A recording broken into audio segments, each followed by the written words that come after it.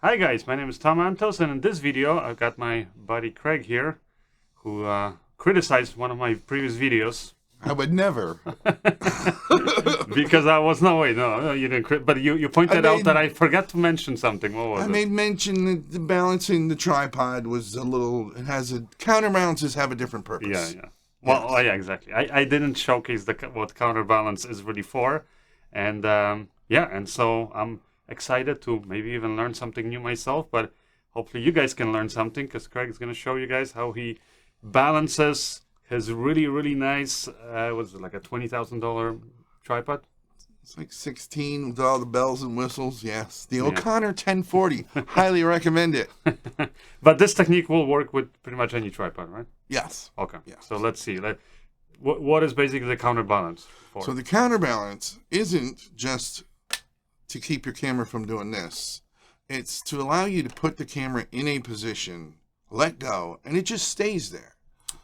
And that way, when you want to go use it again, let's say you have a scene where somebody's just talking for a while, but they're not moving, but they're going to, you leave it like this, and then when you grab it, you don't have to unlock anything. You can just go. Mm-hmm.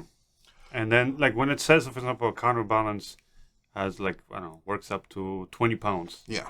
That means that literally you should not have a camera package. Right. Don't put a 60-pound camera on a 20-pound counterweight. Uh-huh. This is the O'Connor 1040. When they make it easy, it holds 40 pounds.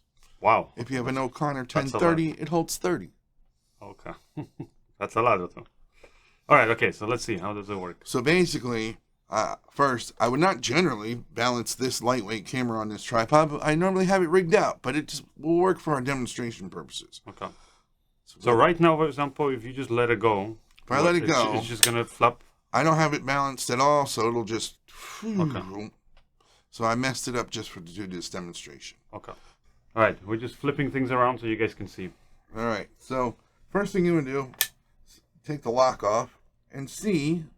Oh, my camera's moving forward, so I need to literally move the plate backwards. So I can move it forward and backwards, move it backwards. Try and get. That was a pretty good guess. Mm-hmm. So now it's balanced already, just balanced, but it's not going to keep it from falling forward.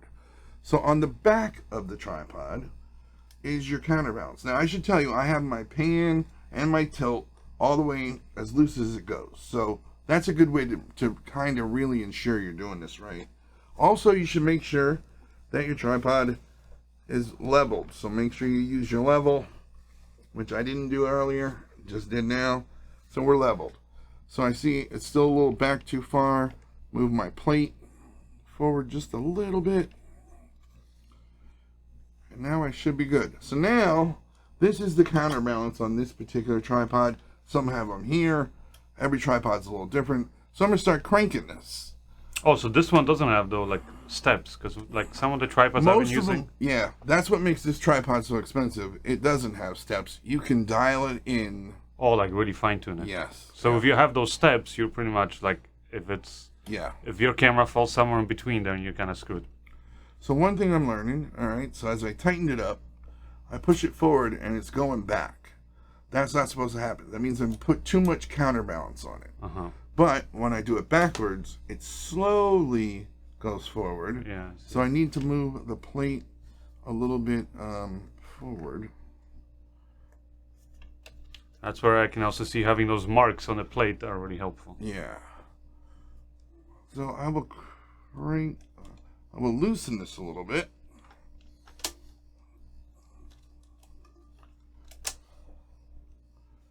Ta-da! That's pretty balanced already. So basically, now what I can do is I can shoot whoever's there for a while, and without locking the tripod, here's locking the pan and the tilt. And again, this is on its loosest setting. It's just staying where I put it. Let me try it. Let me test that out. Make sure he's not cheating here. Yeah, that is pretty good. I mean, then again, it's a $16 or $20,000 tripod. But yeah. Now, do you think you could do the same kind of like fine balancing with pretty much any tripod? Or no? They all get pretty close. Like what's nice about this particular one is that you can dial it to perfection. The ones with the clicks, you can almost always get it.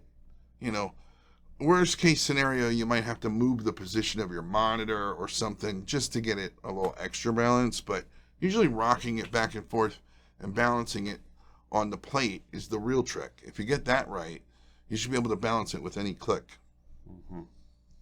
Because I also have the Cartoni High 10.